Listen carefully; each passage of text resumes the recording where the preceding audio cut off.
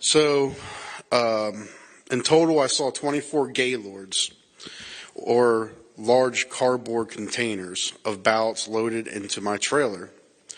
These gaylords contain plastic trays, I call them totes, but trays will work, of ballots stacked on top of each other. All the envelopes were the same size. I could see the envelopes had handwritten return addresses, and I could even tell that one was marked registered mail. That one was off to the side, all right?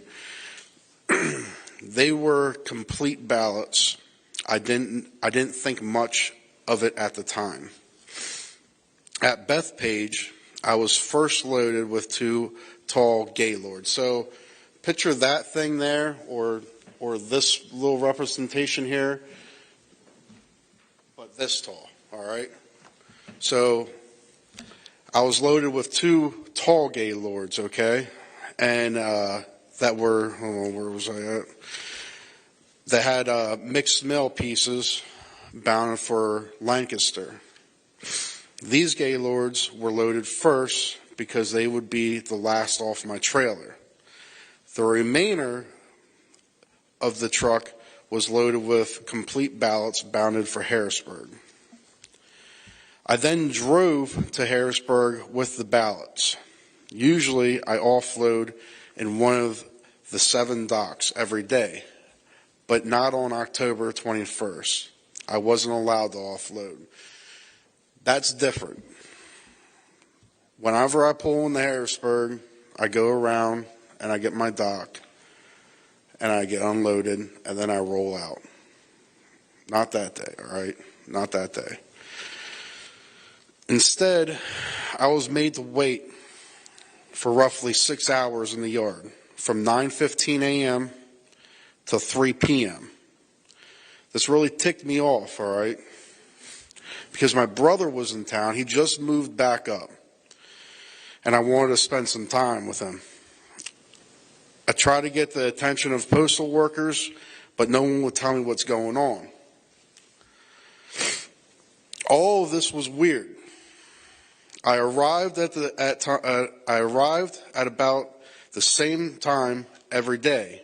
The expediter scans all my seals and barcodes, and they unload me. But for the first time, but from the time I first arrived in Harrisburg from Bethpage, everything got weird. None of that happened. After waiting 6 hours, I went inside to figure out what's going on. I was told to wait for the transportation supervisor. This was also weird. 16 months I've been doing this. I haven't ever talked to the transportation supervisor for the United States Postal Service. I talk to an expediter. I come in, I see an expediter, that's who I deal with. If I have an issue, it's the expediter. I don't deal with anyone else but the expediter. I never talk to the United States Postal Service's transportation supervisor. Let's make that clear. I have my own transportation supervisor for the company that I work for. He's the one that gives me the details. He's the one that I listen to. I don't listen to this guy. He's the guy that would contact my boss if he needed something ran different. I've never spoken with this transportation supervisor from the United States Postal Service. They don't speak to people like me. He's a top guy. He's the kind of guy that would speak to my boss, not a trucker like me. The supervisor told me to drive to Lancaster without being unloaded in Harrisburg. This made no sense to me. I knew the ballots were loaded for Harrisburg, and that if I was to go to Lancaster, they would have to off-unload my those pallets in Lancaster to take off Lancaster stuff, to put the ballots back on the trailer, to send it back to Harrisburg. Doesn't make no sense.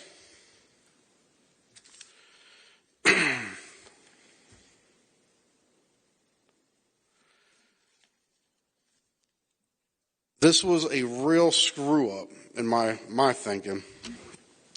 I wanted my ticket. So whenever I go to a place, when I go there, and whenever I'll leave, I'll get a ticket. I'll get a ticket, a slip, whatever you want to call it. It's the date, time that I'm supposed to be there. It'll have my trailer number on it. It'll have how much I'm loaded. It'll have the seal number.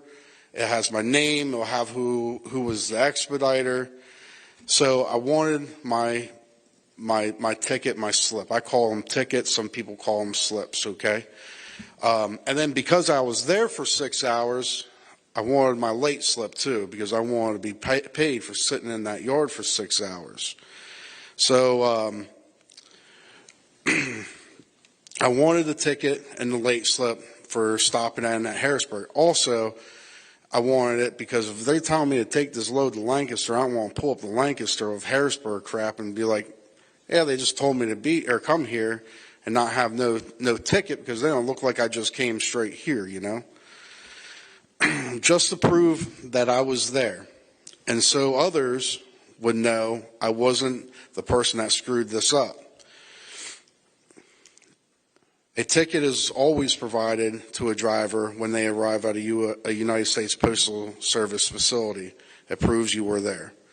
The transportation supervisor refused to give me a ticket and told me to leave. I then demanded he give me a late slip, since I wanted to get paid for the time I was sitting there. And waiting for them to offload me. He refused to give me that too. He was kind of rude and wouldn't explain anything to me. He just told me to go to Lancaster. I then drove to Lancaster, unhooked my trailer in its normal place, and then drove my truck to where I always park it, in a nearby lot, and then I went home. The next day, it just got weirder. As I arrived at Lancaster's United States Postal Service facility with my tractor, I went to hook up to my trailer, and my trailer was gone. Not there no more. 10R 1440. Since I started driving that Bethpage route, I've always had trailer 10R 1440. I like that trailer. It was a nice trailer. I know you guys probably don't really know nothing about truck driving or trailers or anything, but the rear tandems had if you're driving light, the rear tandems the front axle will actually go up.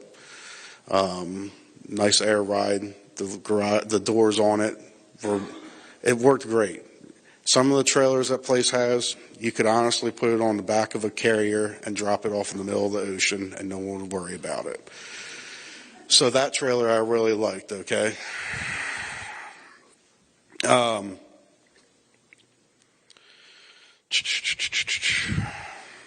What happened on October 21st was a series of unusual events that cannot be a coincidence. I know I saw ballots with return addresses filled out, thousands of them, thousands. Loaded onto my trailer in New York and headed for Pennsylvania. At first, I didn't think it was a big deal. In fact, I thought it was really awesome. I really did. I was like, sweet, I'm doing something for the presidential race. You know, this is cool.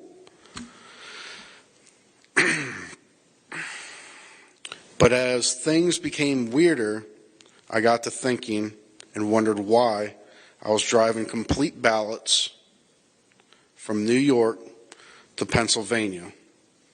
I didn't know